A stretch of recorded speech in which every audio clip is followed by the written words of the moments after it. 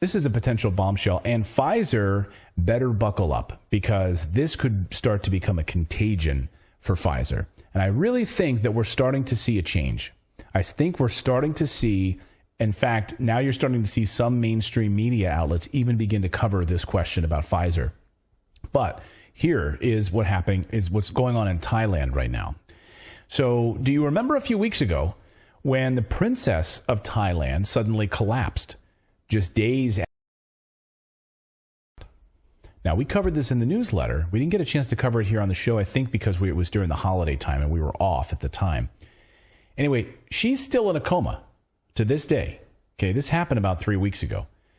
Well, now we're learning that the Thai royal family has been told that her collapse had nothing to do with a bacterial infection, which is the story they were sold at the beginning. Imagine having the cojones to go into the royal family, to the king, right, and be able to say, Your Highness, the reason she's in a coma is because of a bacterial infection, to which anyone with a brain would. No, that's not the case. That's what they told him. That's what they told the royal family initially, bacterial infection. They were lied to, of course, and as I mentioned, an antibiotic would have nipped this in the bud very quickly.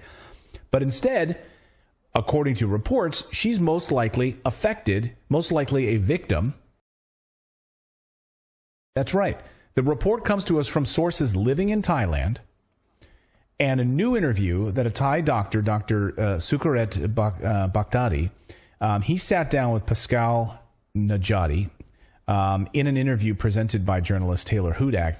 Now listen to Dr. Hopefully I'm saying the name correctly. Bhakti, that's it, Dr. Bhakti. Sometimes when I'm looking at the names, I'm like, all right, brain, process. Dr. Bhakti explains the ridiculousness.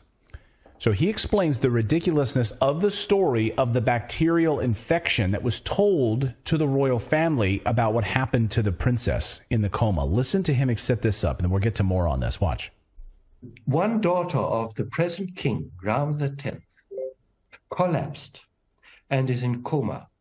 She, within, I think it was 23 days after the third shot. And she's young. Of course, 44 years old, never been seriously ill, collapsed and is now in a coma. And the diagnosis that was given by the authorities and by the university is so ridiculous. She's supposed to have a bacterial infection that will never do what she's suffering from. And so we determined, and the activists in Thailand who have been on this for many, many months now, great guys, also a professor from the university in Bangkok.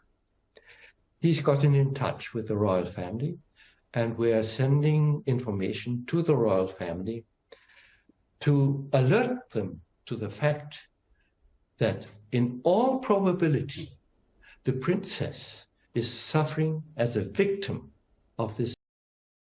So many people around the world have been suffering.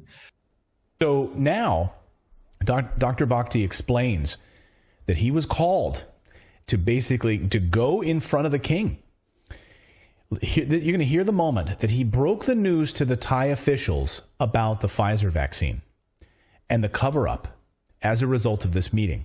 Top Thai officials are now pulling off the gloves, basically, against Pfizer-BioNTech, and could become the first country in the world to nullify the contracts between the government and Pfizer.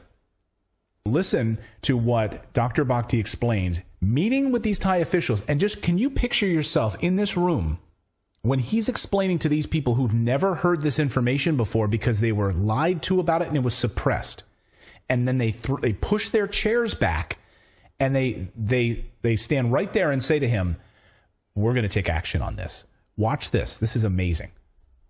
They said, if you are coming to Thailand, I am still a Thai, by the way. I am Thai German. We will connect you with authorities and advisors to the highest authorities in Thailand. And this is what happened. And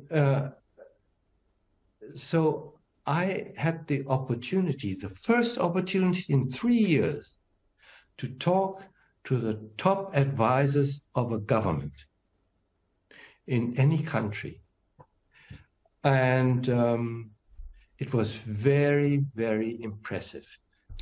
Now, let me just say, before we get to more of this, the reason he wasn't invited to talk everywhere else is he published papers, reports on the clots, the blood clots, because of his research, and it was suppressed and it was blocked.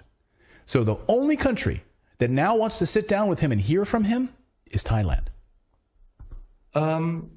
I laid out to them that this whole COVID-19 agenda is a fake, and why it's a fake. And I was able to lay out before them the proof that the COVID vaccinations were based on fraud. 18th of October, which we have at our disposal. Mm-hmm.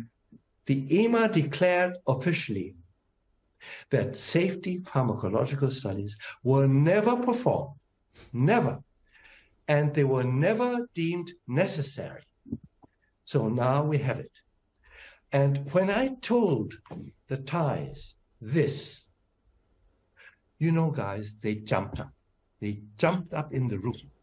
And so they said to me, we will see to it that Thailand is the first country in the world that is going to declare this contract null and nullify the contract, which means that Pfizer BioNTech is going to have to pay back those billions to Thailand, with which Thailand will recompensate those peoples that have lost their existence